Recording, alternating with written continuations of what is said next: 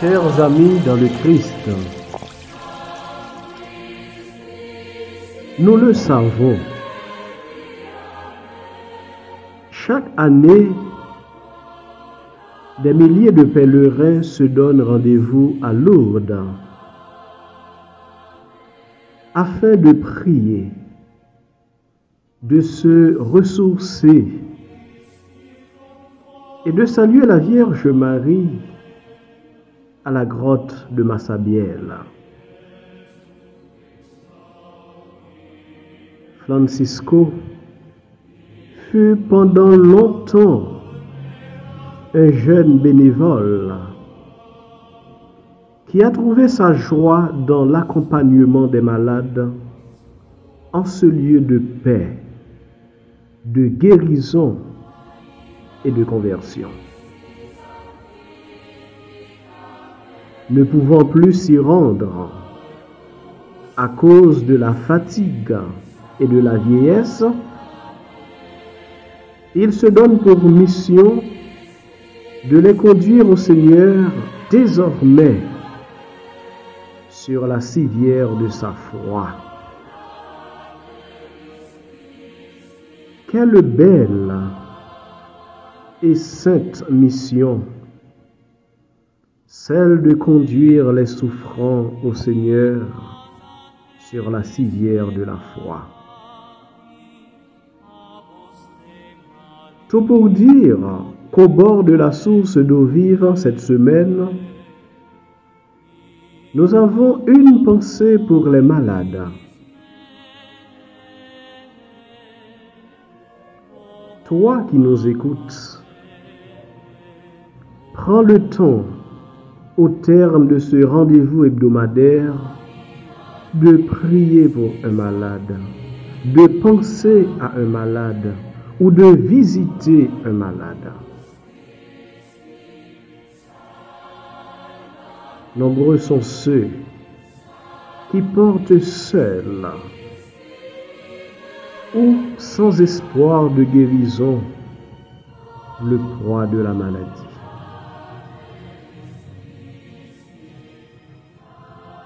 Nous prions pour leur guérison en les confiant à la puissante intercession de Marie, Notre-Dame de Lourdes,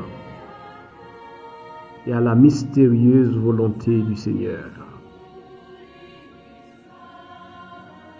Oui, Seigneur, souviens-toi des malades physiques, psychiques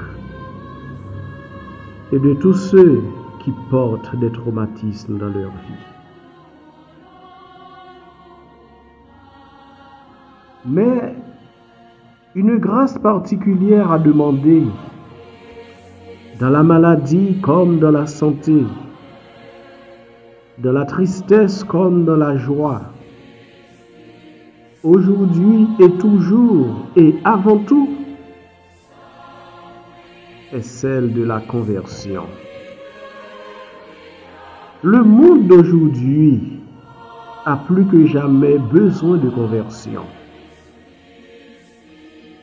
Sans une conversion profonde, intégrale et continuelle, on ne peut construire la paix dans le monde.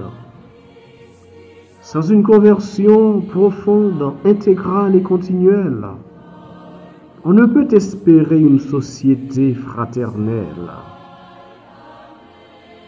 Sans une conversion profonde, intégrale et continuelle, on ne peut expérimenter pleinement les merveilles de Dieu dans sa vie. Dès lors, se convertir signifie sortir, faire confiance à la providence divine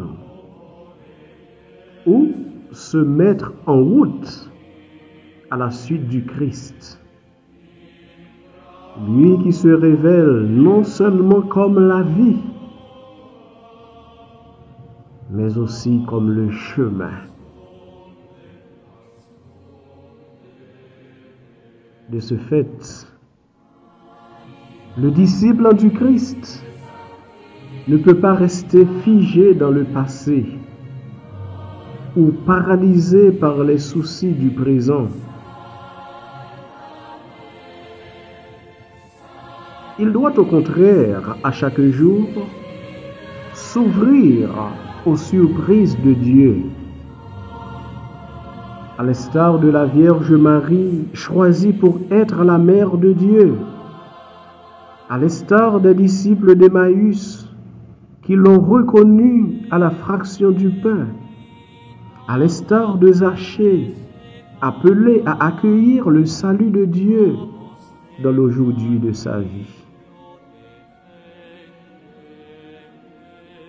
Ainsi, chers amis, apprenons à faire confiance à la providence de Dieu. Au long de cette semaine, que le Seigneur accorde à tous ceux pour qui nous prions la grâce de sa paix, de sa guérison, et qu'il leur accorde par-dessus tout et à chacun de nous la grâce d'une conversion en profondeur. Aussi pourrons-nous dire avec Paul, ce n'est plus moi qui vis, c'est le Christ qui vit en moi. Très chers amis, nous avons été heureux au bord de la source d'eau vive. Davantage heureux de savoir que nous sommes en communion de prière. À la semaine prochaine, au même endroit et dans le même esprit.